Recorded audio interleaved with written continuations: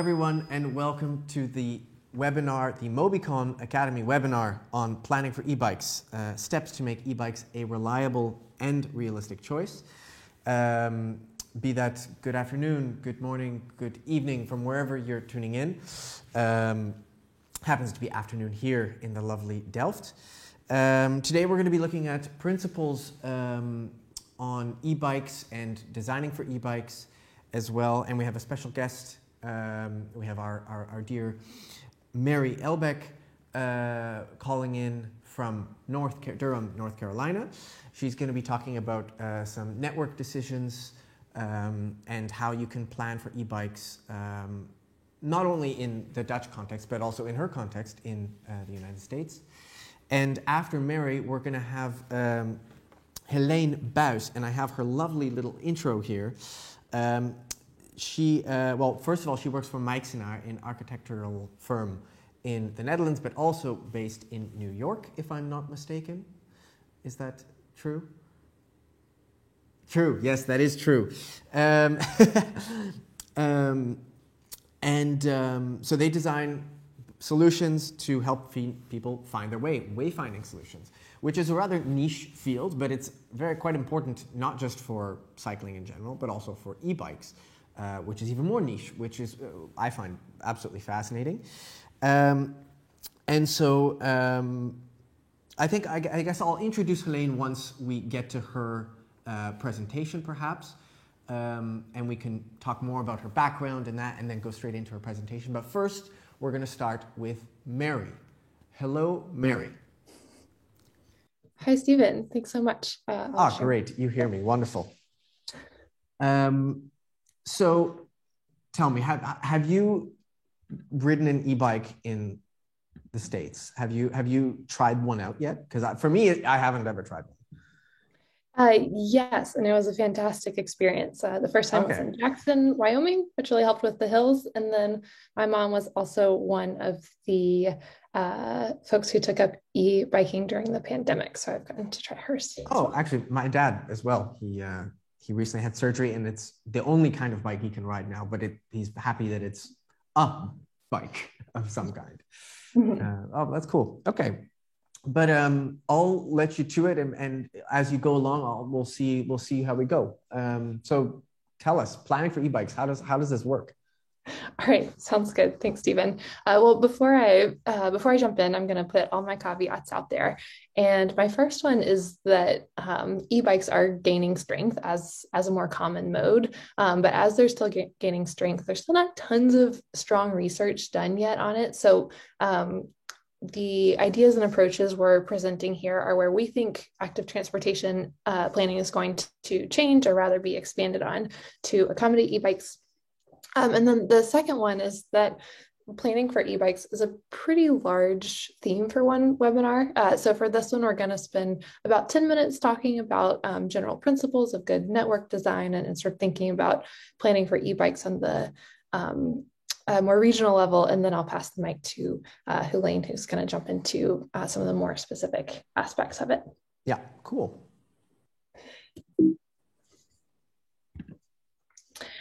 So these are the 5 principles for network planning. We've got coherence, directness, attractiveness, safety, and comfort. And these are core principles that apply to all active transportation, whether you're walking, scooting, or e-biking. So we're going to talk about each one and point out where there might be extra considerations when it comes to planning for e-bikes. So I think we've used these principles also in just network planning in general for cycling. Mm-hmm. Yeah. Okay. Yes. Cool. Yes, absolutely. Yeah. So with coherence here, aiming for a coherent network means that it's connected, it's complete, not just in terms of making sure we don't have sidewalks that kind of end at arbitrary points or bike lanes that disappear when you most need them at the intersections, but also making sure there's a dense enough network for people to use. When we think about quality gaps, this isn't just closing those gaps, but making sure that they're not lackluster facilities that are just kind of there, but they don't really accommodate all ages and abilities. And then thinking about statewide recognizability, I like to think of this as, being able to get off a train anywhere and just intuitively being able to figure out where to go, how to get on or off the bike lane. And then wayfinding, we're going to save that one for Helene. I have a question about the statewide recognizability, Yep. because I imagine that might be different in border areas. Like, I mean, in the Netherlands, of course, it's different when you pass over to Germany or Belgium. But how is that in the United States, given that you have, I don't know, maybe it's ran by the, not state, the national state, but the local state. Mm-hmm. Is that also a difference, or maybe that's not different there? I don't think it's developed enough here to know Oh. what's actually different. I mean, there's so much variation even within states.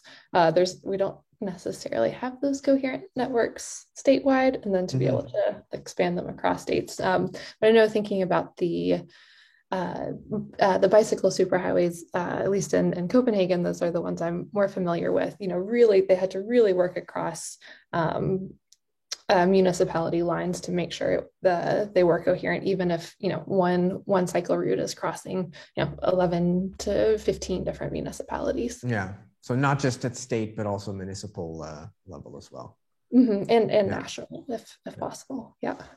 Cool. Okay, sorry, but I'll let you continue. It was my Good question. Good question.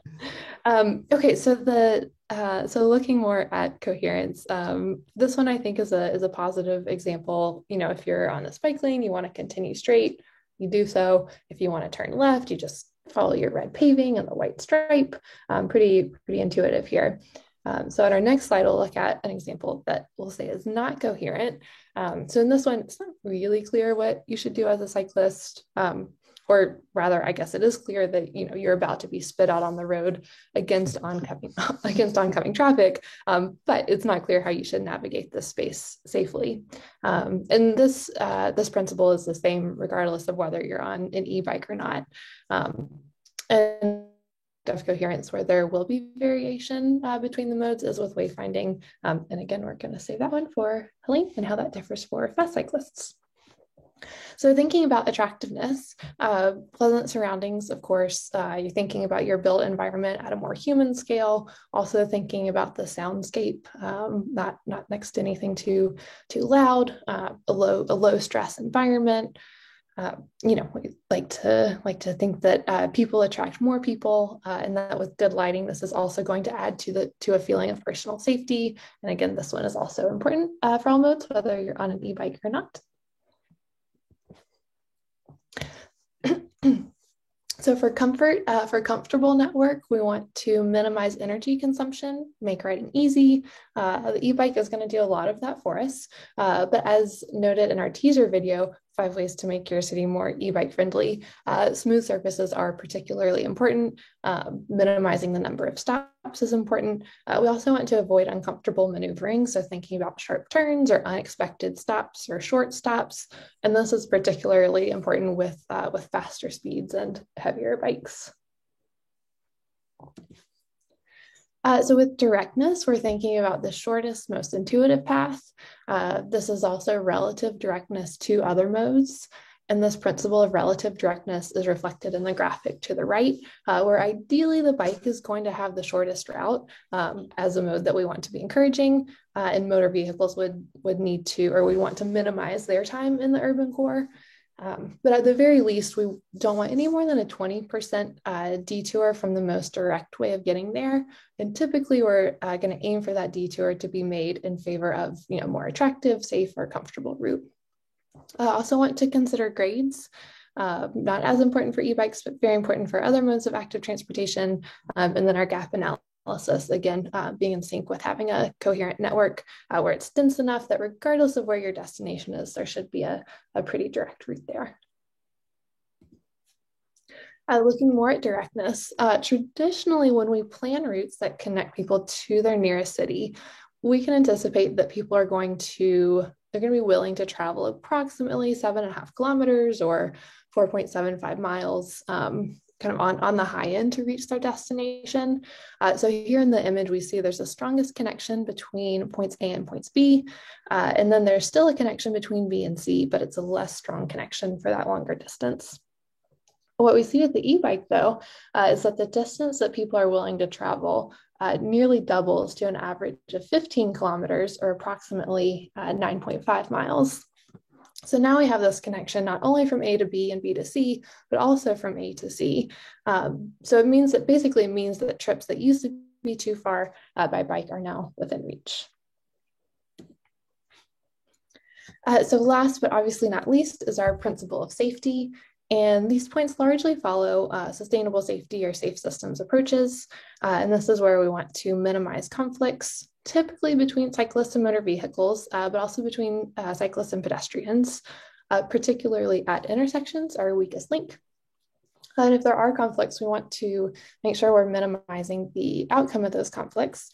And this can be done by reducing speeds, maximizing how well road users see each other when they're going to be in a conflict zone, and providing safety margins. So making room for error so it doesn't end up in serious injury or fatality. So in this picture, we've got a bi-directional bikeway with our lighter paving bricks. And we can see there's enough room for two people to ride side by side and room for one person to pass. And then on the right-hand side, there's a pedestrian walkway. This is grade separated, so it's a few inches above the cycleway.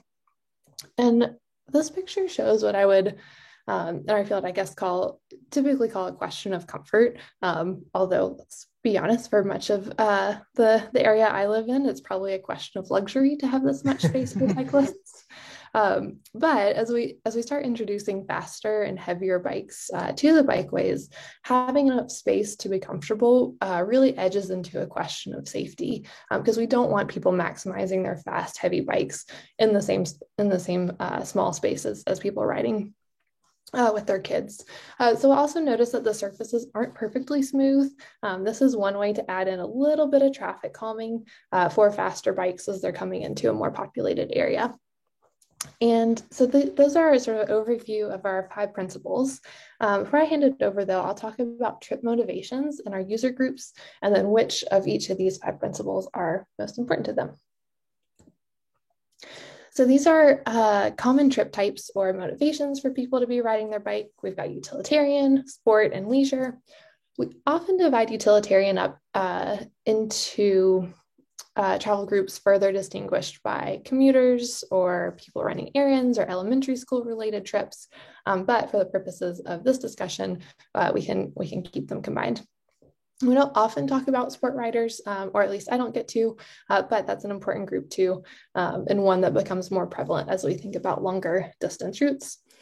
And then our leisure or recreational riders, this is perhaps one of the groups that has expanded the most within the e-bike industry since the start of COVID. So our utilitarian cyclists here, so our purpose of this trip is to reach a destination and do a thing. So directness is going to be at the top of the list along with safety. When we break this group out further into commuters versus parents taking their kids to school, this starts to change a little bit, with commuters favoring directness over safety and parents with kids favoring safety over directness. But generally, those two are the principles that should be prioritized when planning routes with this group in mind. And then for our sport riders, comfort is absolutely key. So that's your smooth surfaces, unobstructed routes, minimal stops. Where you expect sport cyclists and other cyclists to be mixing, more space is needed to minimize the conflict areas. And then our last group here, our leisure or recreational cyclists. Riding is the purpose of the trip. People are only going to make the trip if it's in nice places, safe places. Directness is not super important. And all of these characteristics are going to remain the same, whether or not a recreational cyclist is on a regular bike or an e-bike. Where leisure cyclists, though, differ from the other two groups in their behavior is with perhaps this group slowing down or stopping more. They're sort of directing their attention outward rather than straight ahead. There might be a little more confusion or hesitancy at intersections or crossings where they're kind of having to think more about the direction that they're headed. And so with that, I think this is a good point to transition over to back to Stephen and over to Helene to think about how we can best support the atmosphere on the cycleway through wayfinding and signage. Great. Thanks, Mary.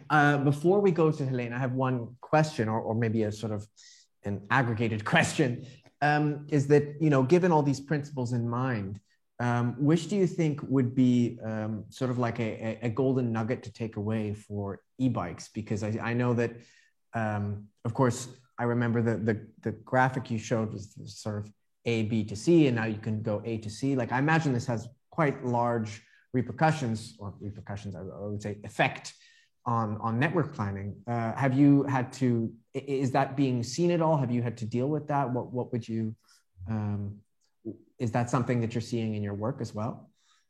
Yeah, great question. So that example was from a project for the state of North Carolina, actually, and trying to make decisions on which routes to choose and really thinking about, okay, if we're planning for these longer distances, we also need to be factoring comfort, the more attractive route, and be factoring that into account. So it gets I think this is where it requires a little more funding because you start to have more commuters and more leisure cyclists who just have a lot more needs. So it has to kind of be all of those principles. It has to be safe and attractive and comfortable. Yeah, it's like if you had those sliders, you're turning all of them up at the same time. Yeah, exactly. Okay, cool. Well, thank you so much, Mary. And I guess now is the time to turn it over to Helene. I'm also going to get her wonderful bio out. Helene has a background in industrial, and please correct me, Helene, if I'm wrong on here. You have a correct background in industrial design, engineering, and yeah, you're interested in the way products and services, people interact with products and services, and the way products and services interact with people. And you've been working for Meixner for 8 years now. Yeah, your focus has been in cycling, but I think you can probably focus, or you can probably explain your focus better than me explaining your focus, given it's you doing it firsthand. So welcome, Helene. Please introduce yourself. Yeah, thanks for having me. Thanks for the introduction, Stephen. So I've been working at Meixner for 8 years now, and I kind of got into the field of cycling by accident. I was involved for the municipality of Amsterdam in a workshop, and I was asked to join our founder, Paul Meixner, in this workshop. And it all spiraled out of control from there, and I've been doing bike projects ever since that first workshop. And I really like it. Also because of my personal interests. I do a lot of cycling in my spare time, and I've been on several cycling holidays as well. And then you really see what it's like to cycle longer distances and the differences between countries. So that's why I really like these cycling projects, and also to the focus on the niche part of wayfinding, especially for cyclists. Yeah, definitely. And I think also myself being a non-Dutch person, it's something that I've very quickly taken for granted. In the first few days, you go, oh, okay, great, I know where to go. But then it's just always there. You don't you don't necessarily go, oh, thank goodness there's signage, because, well, it's always there. You're constantly interacting with it. But that's the good thing about if signage is well designed, you don't even notice it's there. So it's that's interesting about our field of work. Great. Well, maybe you can. I invite you to share your presentation if you've got that set up. Will do. And it should be visible now. Yes, we see it. Great. Well, I'm going to tell you a little bit more about wayfinding for cycle highways, and that's our focus is on cycle highways, but a large part of the people that use these cycle highways are actually people on e-bikes, so that's why it's relevant for this webinar, I think. We had a very lovely project we did a couple of years ago for the province of Brabant and the municipality of Tilburg. So that's one of the provinces in the Netherlands and one of the cities within this province. And so it seems like it's a very narrow scope, this project, but the aim of the project was actually to design a system that could be used on all cycle highways in all of the Netherlands. So the scope was a bit bigger than just the province of North Brabant, but we focused on this province to look into certain routes and to see the context in which this system should function. So, and we also had a very lovely partner in this project, the Breda University of Applied Sciences, which gave us a chance to test all the designs we made and with users, which was a novelty for us. We don't get this chance that often, so that made this project special. So a little bit about the network. So this is the province of Brabant you see here, and this is the network of cycle routes that were being made while we were doing this project. And in this project, we focused on one specific route, the F261 that I highlighted here. We focused on this route because it's a very interesting route. It's the first one to be realized within this entire network of routes in Brabant. And it's a route that goes from a very large city and a train station to a smaller city, and it passes through more rural area, very dense city areas. And it also passes past some interesting sites such as the nature reserve and amusement park. So this makes it a very interesting route for us to look at because it has all different aspects that you could see or that could be there when you look at cycle highways. So it makes me think of the things that Mary just presented. Like it could be, attractiveness, comfort. It could be all of those users. yeah.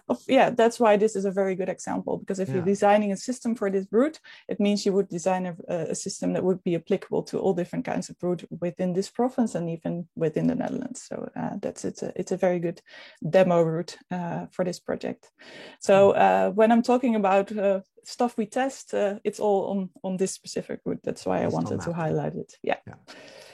A bit more about the context, because we're designing for the Netherlands, and the Netherlands is a very regulated country, not only when it comes to cycling systems, but also for cycling systems. So we have a manual for cycling signage, which you see here. In that manual, every guidelines is being prescribed of which systems you can use, how to use them, how to produce them, how to make sign plans. So it's all pretty much fixed.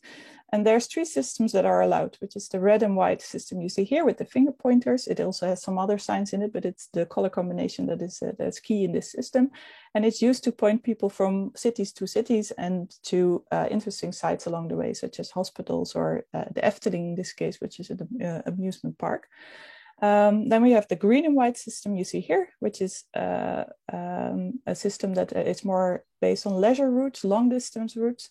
And these routes often have a number and a name, and people cycle them over multiple days, and they try to cycle the entire route. So it's for more like holidays or leisure time when you cycle part of this route. And then we have a nodes network that you see here. And the nodes network is really interesting. It's a system that originated in Belgium and has been applied in the Netherlands as well, and in some other countries in Europe.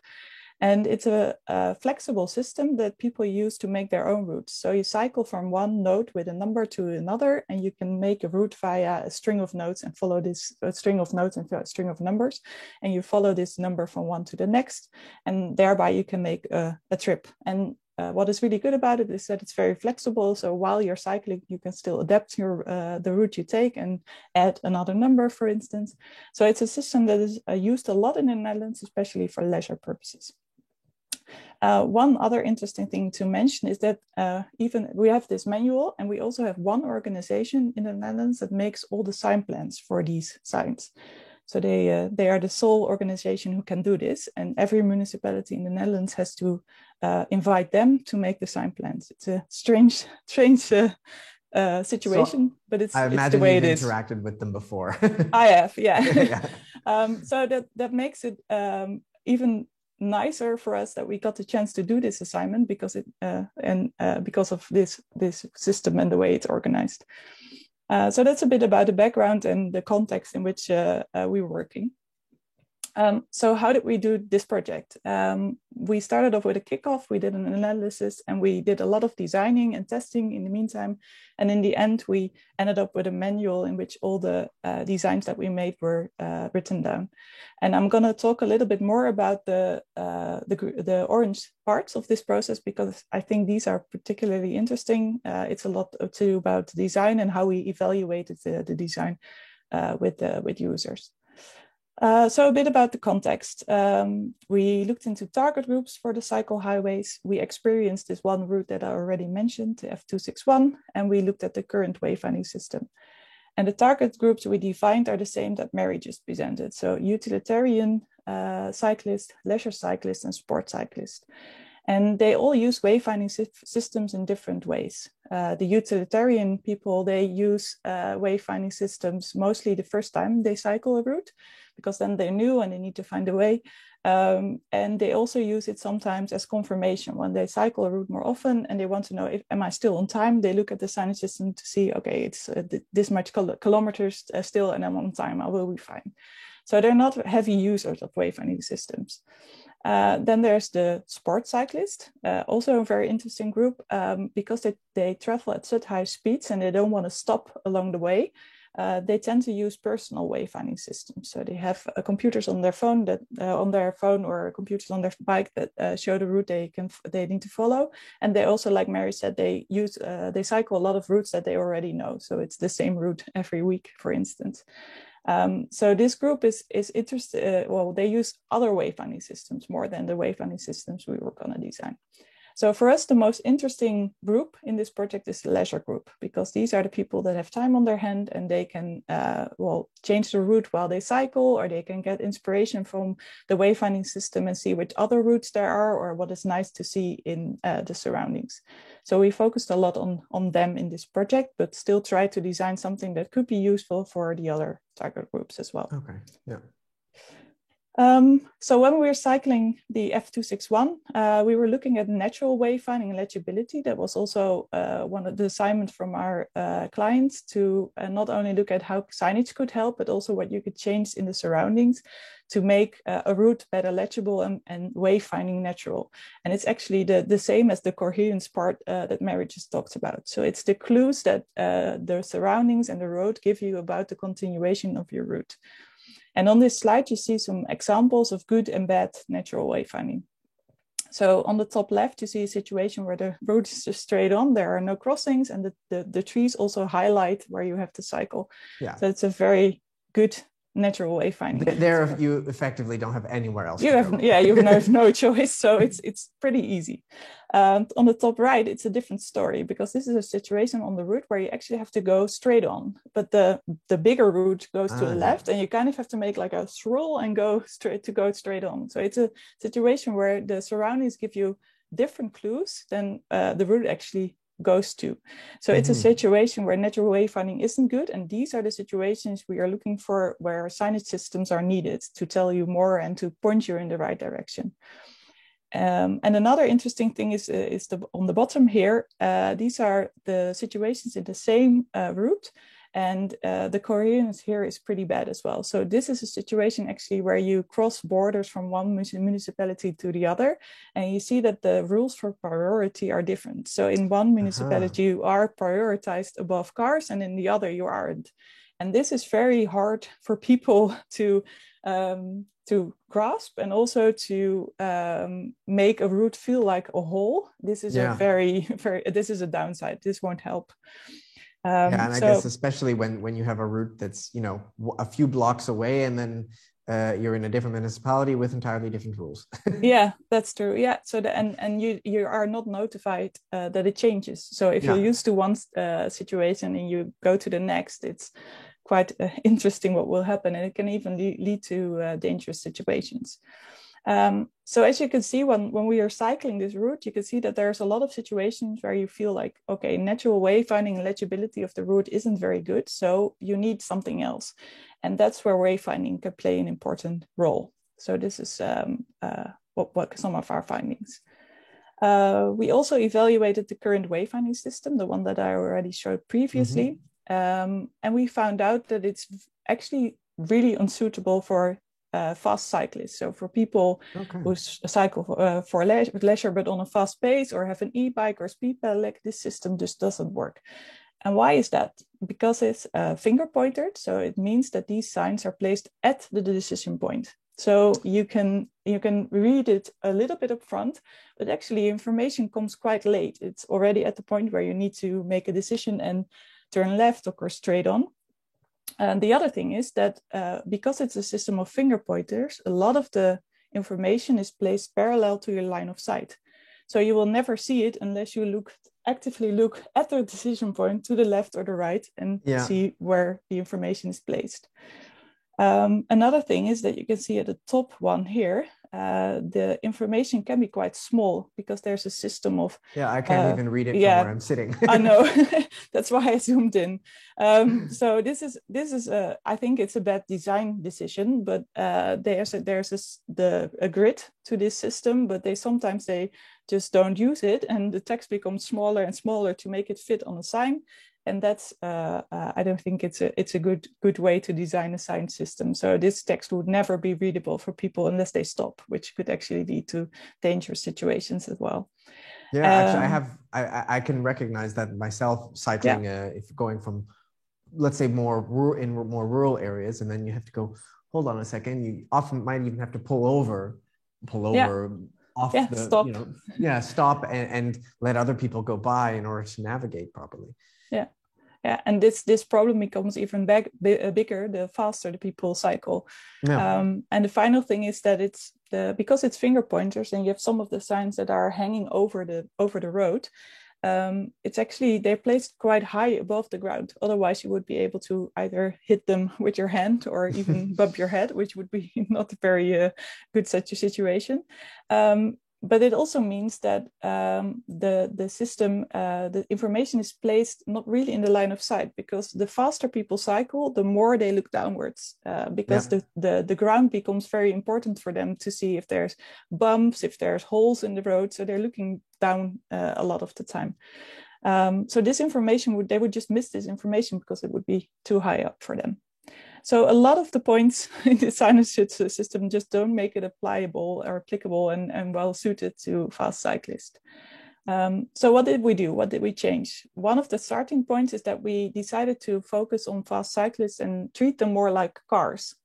People in cars travel at a lot of much higher speed, and they are used to signage systems where there is a sign at the decision point, but also signs in front of the decision point.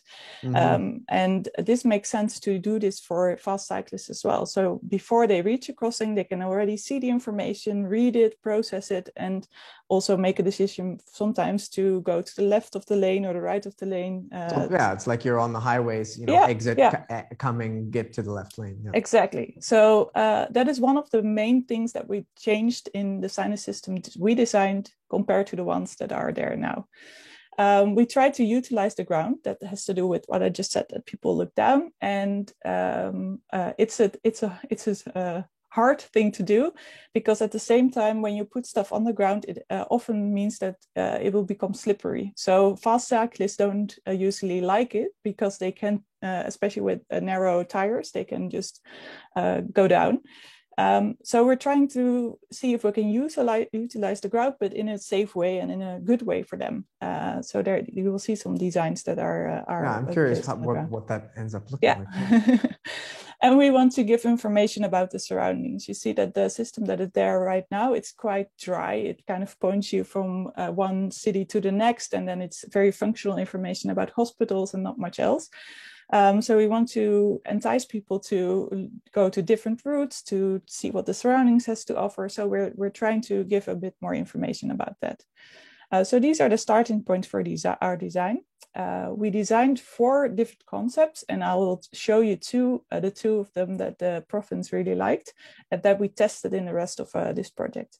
So this is our first concept. It's called Plus. It's an add-on to the system that is already in place. So the one in the highest sign in the middle is the same, but we added different signs to it. So on the far left, you see a sign that we used to put at as confirmation along the route. So when you're just cycling along, and sometimes you don't have a crossing, or you have to go straight on a crossing, and it might help you a lot to see a sign that says, okay, just go straight on, you're still on the route, it's okay.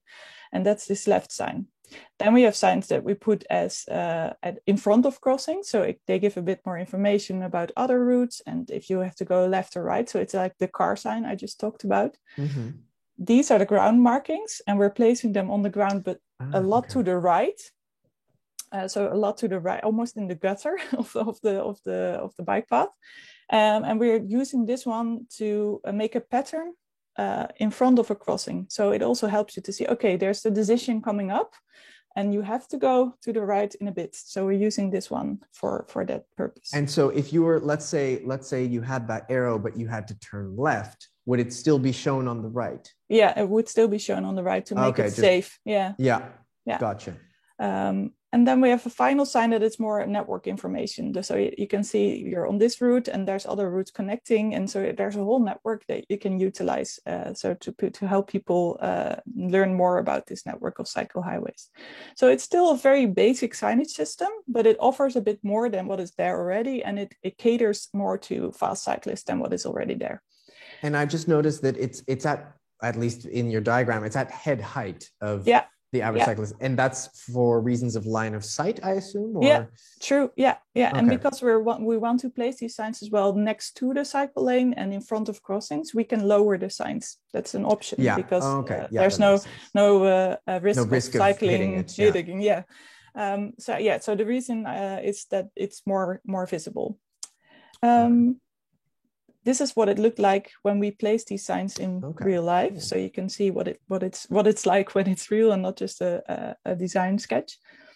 And this is our second concept. So we still used a lot of elements of the current wayfinding system. But what we're doing here is we want this system to function as a separate system for cycle highways.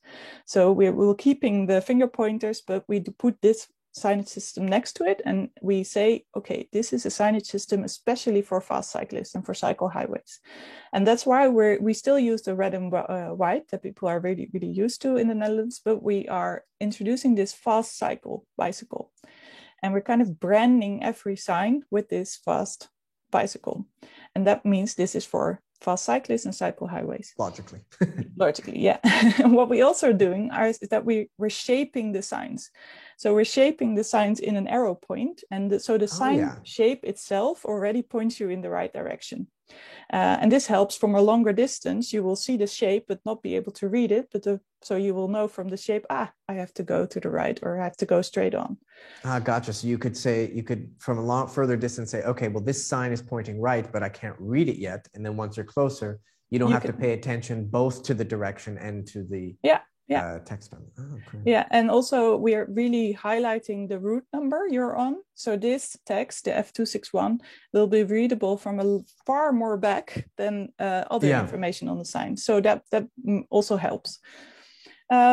Another thing we're doing is adding more maps. So adding a network map and a map of the surroundings to help people orientate. And these maps are placed at places where people can just sit and near benches, for instance, so that it's the place where they can have a rest and orientate and see what are we going to do next. And the final sign, but that is interesting and new here, is that we're kind of metronizing cycling. So we're using systems that are known from metros or underground systems, where you have like a route and you have stops at a route. And this sign tells you, okay, you're here. This is where you started. And this is what will come up next. So you will see interesting destinations. You will see connections to other routes. You will see where there's, for instance, a hospital or a larger place. So it will give you information about where you are on a route, what will come up, and it helps you orientate. So we're placing these along the route as well. Yeah, so it's not necessarily that you'll be traveling in a straight line, but that those are on that route you're going to meet let's say church, a natural beauty somewhere, heritage park. Okay, cool. Yeah, and we're also adding pictograms to this sign so that that can help brand kind of like the destination, say, okay, this is a hospital, so it has a hospital pictogram, or a nature reserve has like a nature reserve pictogram. So that also helps you to tell you a little bit more about the destination that you're gonna see. And just a question about the one beside the cyclist there, the immediate, tall pole. In what context would you use that one? It's a very small sticker that we're putting on all existing poles along the route. So the idea with this system, this thing, is that it's just a little confirmation, like I'm still on the F261. I'm still on the F261. So just to make sure, okay, I am going the right way. yeah. So its purpose is like that. So it's a way more elaborate signage system than the other system, and it's branded especially for fast cyclists. And the idea is that you can also use this fast bicycle on other things. So, for instance, if you design a shelter or seating area, you could incorporate this logo as well, and that will help to for the recognizability of a route and your network. So it can be used as a branding thing as well. Yeah, I guess you could also build the rest points into that map on the far left as well. So hey, there's a rest point between. For sure, yeah. Or we're in another project, we're looking at bike service stations where you can repair your bike, do other stuff that could be here as well. So this is actually another system, and it's the system we like best. So we were really excited to see what it would perform like when we were going to test it in the field. So these are photos of what it looked like when we were when it was actually placed out on the route. Wow. Now we come to testing. So what I told you, what was really nice about this project is that we got a chance to test our designs and to use testing as well to evaluate different concepts. And we normally don't really get this chance. So that was really exciting for us. And the University of Applied Science of Breda, they helped us with all the testing so that they were an impartial party. So that helped really with the testing. We started off with a baseline measurement, in which the current signage system on the entire route was evaluated by people with questionnaires and also cycle-alongs. So we gave us an idea of what the current signage system scored. And then we got some other tests. We did a VR test, a living lab, and a demo route, and I will tell you a little bit more about that. So the VR test was actually, it was really nice, the idea, but it didn't work out in the end the way we planned it. So part of the route was recreated virtually. And this is me as a participant. So what was really nice about it is that you could cycle indoors on a real bike. You could steer, you could brake, and you were wearing a VR headset, and that was changed. Your image was changing to where you were looking at, and your velocity was also changing to how fast you were cycling. So it was quite responsive and very nice. And we put the signs in the virtual surroundings to test them, to see if people would understand them. It was in a quite early stage of the project. Unfortunately, what we found out is that the level of detail you could reach in this virtual environment wasn't good enough. So this sign that you see here on the image, normally it would be readable from a distance, say like 7 meters, so quite far ahead of the sign. Yeah. When we placed it in virtual environment, people actually had to stop and stare at the sign, and then they could read it. So it was nothing like the real life. So that's a flaw of the virtual. Yeah, it's a flaw of the virtual reality system that was used, and no one anticipated it. So unfortunately, we couldn't use the results of this test. Which meant we were gonna test in the field. So we started off with 500 meters in Tilburg, which was our living lab. And on this lab, we put up temporary signs. You can see here, they look quite good, but they are not like definite in design and material. But all the content of the signs was correct for the situation. So people could actually follow the signs. We asked participants to fill in questionnaires and to cycle this part of the route and back and see what they thought of the systems that were there. It was good, and we got some nice feedback, but we also found out that if you have 500 meters and you have two concepts you want to test, the amount of different situations you encounter, and it's just too short. The distance is too short. Yeah. So there was a lot of nice testing in this project, but also testing that didn't give us the results that we were hoping for, and a possibility to choose between one or the other of the concepts. So that's why we, in the end, we made a demo route, which was the entire F261, so from Tilburg to Waalwijk, 18 kilometers. And on half of the route, we tested the concept Snel, and on the other half of the route, we tested the concept Plus. And this research was very extensive and also very good for us, because it was a quantitative research with questionnaires, and we had 455 participants, so a substantial number. And there was a qualitative research, and this qualitative research, there were only 12 participants, but it was a very nice research because people cycled the entire route with a researcher next to them. And the researcher was constantly monitoring the person cycling and thinking like, okay, do you understand the route? Are they hesitant at some point? Or are they just cycling along? And then afterwards, they were interviewed in depth about their experience and the signage systems they saw and what they thought about it. So that gave some very good insights as well. Yeah, that sounds very in-depth. Yeah, it was very nice. Conclusions. And we were really happy about it because the concept we liked best and we designed scored best by quite a bit. And as you can see, also when you actually cycle the route, the scores become higher, because then you experience really what it's like. Whereas in the online questionnaires, some people who answered the questionnaires didn't cycle the route and they were just shown photos. So it's different. It's not the same. Yeah. But you can see that the current signage system scores below par, and the one we designed is quite a lot better. What was also very nice, some key insight, is that the improved signage system contribute to the recognizability of a route as a cycle highway, even though the infrastructure has stayed the same. So even if the infrastructure is not changed and can be incoherent, or the rules of priority change, the moment you put this wayfinding system there, it helps that people will see it more, perceive it more as one route and a cycle highway. So that's what wayfinding can do in this instance. And then we also evaluated every sign type that we designed, and the signs we placed before a crossing and as confirmation along the route were valued the most. So you can see that the signs we added that are more like car signs, those are the signs that were valued the most by people cycling. Okay. And also that the maps we made, those are a new addition to the system, and they actually help people to orientate. So they were also used quite well. So this is a bit about our research and about the design that we were able to make for this province. And it was a very nice project to work on. And if you want to know more, you can also go to our website, which is a specific cycling website we have at Mike's. Okay, so that's it for me. Thank you so much, Lei. I was thinking maybe we could bring Mary back and we could have a small, do we have time for a small discussion? Yeah, perfect. Oh, there she is, or at least I see her. My first question is maybe in my head, I'm kind of bringing both your presentations together.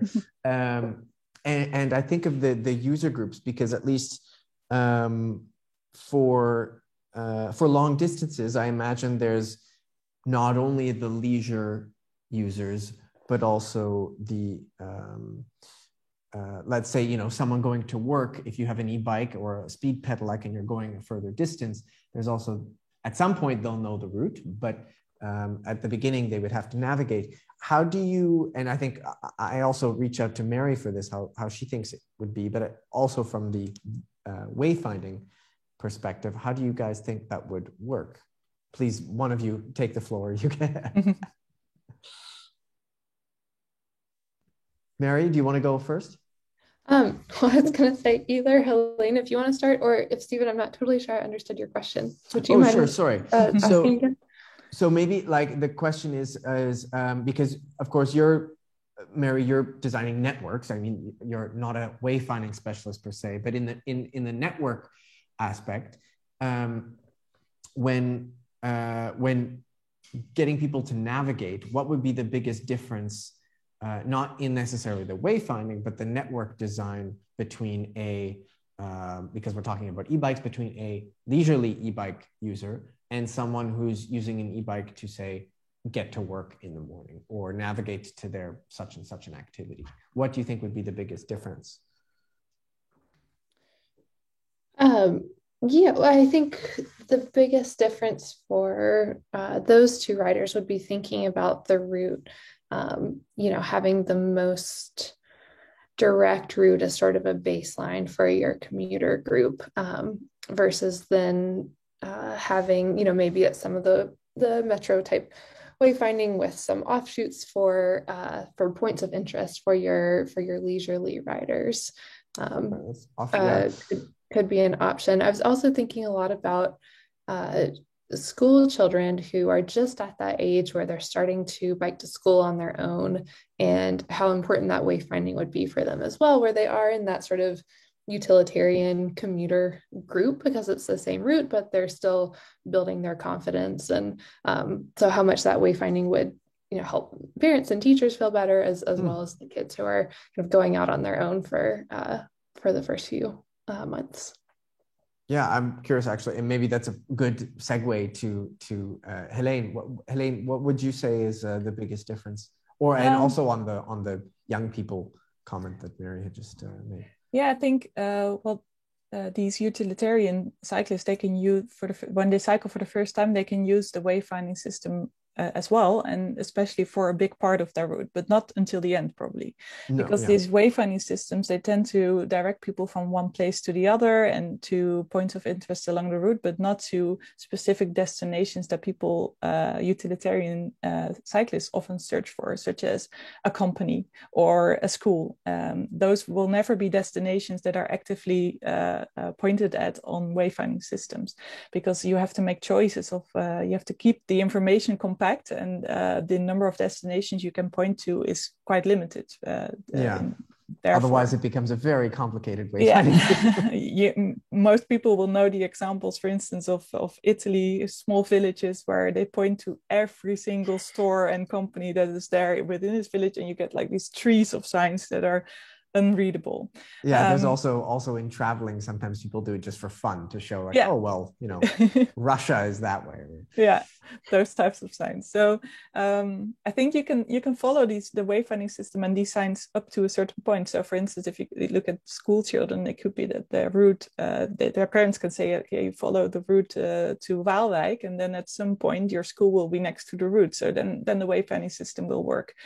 Or you can say, I travel to the end point of the route, and then from there I have to look at the last mile to where I work.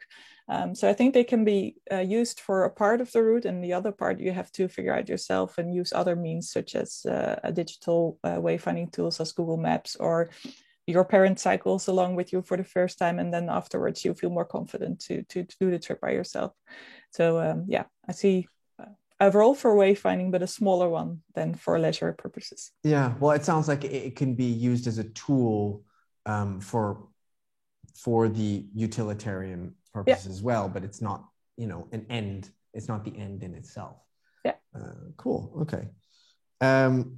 Another question I had, and I want both your take on this, only because I like the sort of controversy of it, is I heard, Helene, you mentioned sort of it's almost like a car wayfinding system. Mm-hmm. And I think a lot of people would, especially in the cycling community, go, "Oh, we don't want to cycle like cars. No, we shouldn't do that." Do you think both Mary and Helene, do you think that would have repercussions for how cycle networks and cycle way design, both wayfinding and the network itself, will have in the future? Because I mean, if bicycles get faster and faster, eventually they're just a slower car.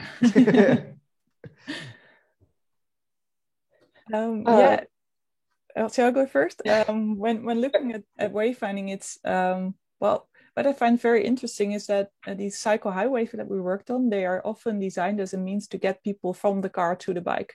So they're placed almost always next to larger roads, and so in a sense they are just as direct as these roads are. That also helps people to cycle faster on them because they are this direct and it's like that the tree thing you had shown. Like the straight line. So I think that the way cycle highways are designed also makes them more applicable and usable for fast cycling. So even though you might not want to make the or think about them as being cars, kind of like cars, I think you have to, in a sense that if you want to make the route safe and if you want to make sure that the wayfinding system works, you have to cater for these faster cyclists that will be there. And it's also the only way that you can get people out of the car onto the bike is if they can travel fast by bike. Otherwise, the competition is just not fair. Yeah. Mary, what would you say?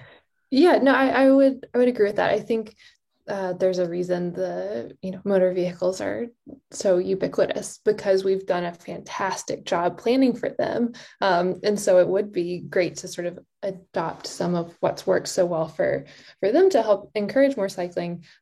Maybe we can rebrand though for some of our big cycling fans.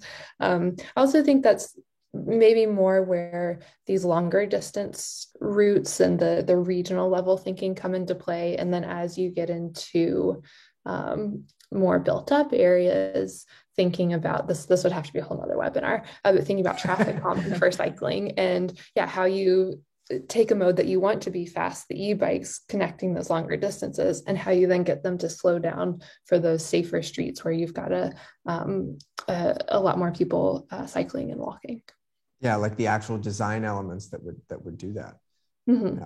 Yeah, it's funny you say about the idea that we've invested so much in car infrastructure and that's why people like it. Well, that's I think that's a good way of turning it around. Is the reason that it's attractive and that we're doing it like cars is because we have decades almost now effectively a century of investment and in developing car infrastructure, and yet cycle infrastructure is new even for the Netherlands in all, if you really want to consider the history. I mean, it is a lot newer, so I think that's a good way of turning it around. Now it's time to invest in the cycling infrastructure.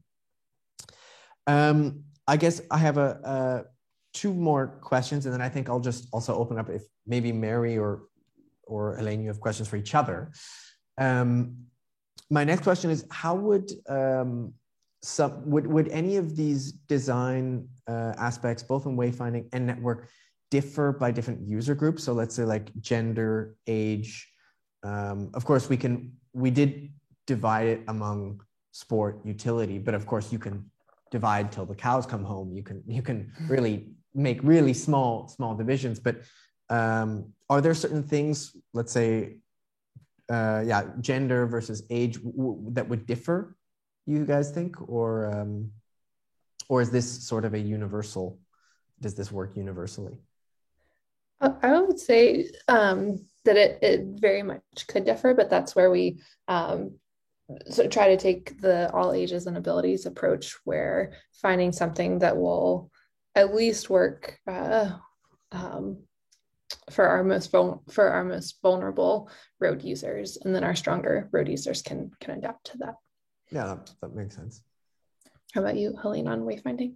Yeah, it's the same. We try to design for all. So there are some general wayfinding principles that apply to pretty much everyone that have to do with, for instance, color contrast. So you make sure that the sign stands out in its environment, but also that the text stands out on the sign. So stuff like that, or that kind of typeface you use, the size of the typeface.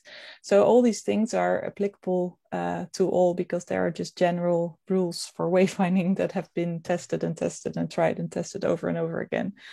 So in that sense, we try to design for all. In some systems, we do something else. So for instance, we also design systems for zoos. It's a completely different situation. But there we try to see, there's a lot of families who visit the zoo, and then we put some of the information on eye height for young children, so they can see the the legend of which animal, and we use pictograms a lot, so you can they can point at the pictogram and say, yeah, I want to go to the lions, and then follow this pictogram along the zoo. So there are certain things you can do to make a system more applicable for a certain group. Yeah. And you could think about this here as well, where you, like I said, you could add pictograms. Pictograms often help with, if you reading is not as developed yet, they could help with you recognizing stuff. We try to structure information in such a way that, for instance, the route number is very big. So if you just want to cycle the route, you can very easily follow this route number, and you can leave everything else behind and don't have to focus on that. So those are kind of things. But in general, I think if you follow certain rules, you design for all, and it should be applicable to everyone. Yeah, I've also heard of the 80-20 principle, I think, in which you design for the sort of the most vulnerable 20%, and usually if you do that, well, the remaining 80 will also benefit. Yeah, we could also use it. Yeah. Yeah, no, great, thank you. And the last question I have, and then I'll open it up to both of you to discuss Kibbutz. I'm not sure how much time we've got. 5 minutes. Okay, last question. Well, actually, first, do you have questions between each other? That's because that takes priority, I would say. Yeah, I was just wondering because, well, one of the things Mary showed us that there's these, normally you have routes from A to B to B to C if you're on a less fast bike, and then you get a kind of like a new route from A to C. So if you look at this principle of directness, for instance, it would mean that you would have a lot more different routes in your network to cater for all these different user groups. So how do you see that? Would it mean an expansion of the network that is already there, or a change of routes, for instance? Yeah, great question. I would think an expansion of the network that's existing. Yeah, I don't know that if it's a place that doesn't have a lot of existing infrastructure, that we would recommend jumping straight into that bigger picture. But if it's a place that's really looking to increase their mode share for people cycling, or increase recreational ridership or longer distance riding, then yeah, that would sort of be the next step for them. Yeah. Yeah, well, and then I was thinking about implementation on your side, if you would recommend, so I guess because I just think the options that you all showed, and the ones that people seem to like the most in your testing, if a place over here, let's say Durham, North Carolina, wanted to implement something like that, what do you think would be the easiest way to do that? Would it be trying a pilot program, or talk to us about implementation? Yeah, I think one of the things you always have to do first in this kind of project is experience the route you want to make a cycle highway, for instance, and talk to the local communities about destinations, because that's a very difficult topic all the time. Figuring out which destinations will be on the signs, it's a whole different project. So I think those things are the things you have to do first, to see what can we do with infrastructure, for instance, and how can we make this more one route, and then see what will be on the signs. And the next step is that we normally we make manuals where you can, all the signs are described and the way they are built up. So it's basically like a toolkit you could use to recreate these signs yourself for your situation. So I think a pilot project where you test this for your situation and create all the signs yourself, and then evaluate it, would be a very good start to see if it applies just as much for the USA as we think it would, based on our Dutch experience. Cool. Great, thanks.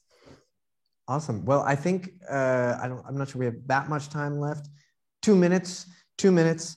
Well, in that case, that's maybe enough to ask my really simple final question. So we've got someone from the US and we've got someone from the Netherlands.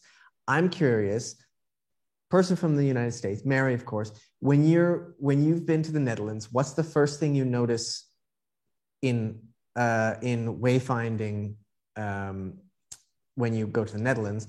And then Helene, when you've been outside of the Netherlands, you can comment on wherever, or you don't have to name where it is. What's the first thing you notice when you're outside of the Netherlands? So for Mary being inside and for Helene being outside.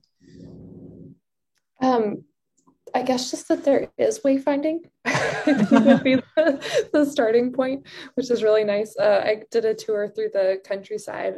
It was on a tandem bike though with our colleague Angela, so I didn't have to think too hard about it. But just noticing how much there was and how nice it is. Like when you're on I compare it to a hiking trail over here where you consistently have, the white diamonds to reassure you that you are on the same route. Like Helene said, I think that comes in really handy for someone who's not familiar with the area and has a lot of doubt as to if they're going the right direction. Yeah, that makes sense. Especially, I guess it's like, well, what's not to like if you even have a wayfinding system? But no, that definitely makes sense. And Helene, what do you see when you leave the Netherlands? What's the first thing that you go, oh crap, they could really use this? Well, I think two things. One of the things is that, I always notice when I'm abroad how crowded the Netherlands is and how, overly built it is. So there's everything seems to feel like it's a city or at least a village. So I think that the having more emptiness and more natural wayfinding in that sense, because there's not that much crossing. So other things that can help you. Also, the difference between the way cities are built up. So I think in the Netherlands, cities almost always grew organically. So they're wayfinding the streets go all the way. And when I'm in the States, I'm always very interested in all these grid cities where streets are like a grid, and which makes navigating different, and sometimes a lot of times I think a lot easier because of this way cities are built up. And finally, when I talk about wayfinding systems when cycling, I did some larger tours, and then you notice always that a good wayfinding systems help, but maintenance is just as important. So if you cycle somewhere, the system could be very well in place 10 years ago, but now stuff has changed. It's a little bit rusted. Signs don't look that well anymore, or even something like trees that are blocking their view on a sign. So if we do a wayfinding project, we always try to talk about maintenance as well, and keeping your system up to date and looking. So I think that's one of the things that I also notice when I'm abroad. Cool. That's perfect. That's great answer. Thank you so much to you both. I'm sure we'll be revisiting this topic at some point because e-bikes are only becoming more popular. So I mean, of course, it's going to be coming up again in some form or shape, be that a post, be that a blog, be that another webinar. So thank you both so much for taking part. And if you guys, if you want, both Mary and Helene, if you want more information, you can also go to the website. But if our viewers want any more information about, at least Helene, I'm sure they can go to the Mikes on our website. And about Mobicon, that's obviously right there. And thank you for watching, and we hope to see you on the next webinar on perhaps something else on e-bikes. Not sure. Thank you so much for watching, and we'll catch you next time.